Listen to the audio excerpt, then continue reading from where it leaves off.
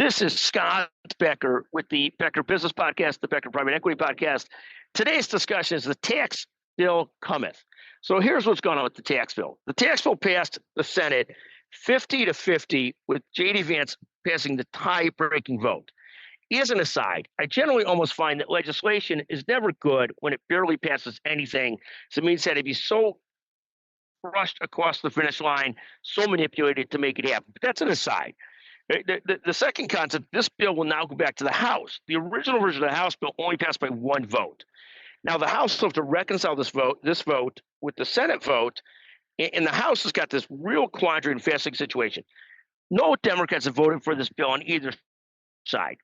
Second, this bill will raise the deficit, and traditionally we had some real deficit hawks in Congress, in the Senate, in the House. Most of those have largely gone, not because they're not really deficit hawks, because they're intimidated by President Trump. And that's not a knock on President Trump. It is what it is, my observation.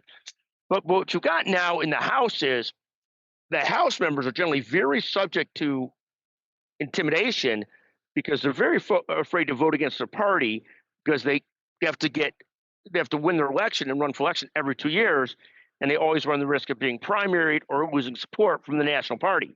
So you've got this crazy situation where some of the House members who have been crazily anti-deficit raising are voting for the bill in large part because they don't want to lose their jobs. I mean, I don't blame them, but what a mess of a situation we've developed. But that's where we're at with this bill. It now goes back to the House for reconciliation.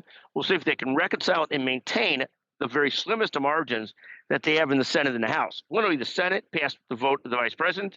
The House passed by one vote. We'll see if they can reconcile these bills and keep those majorities together. Fascinating to watch. Thank you for listening to the Becker Private Equity Podcast and the Becker Business Podcast. Thank you very, very much.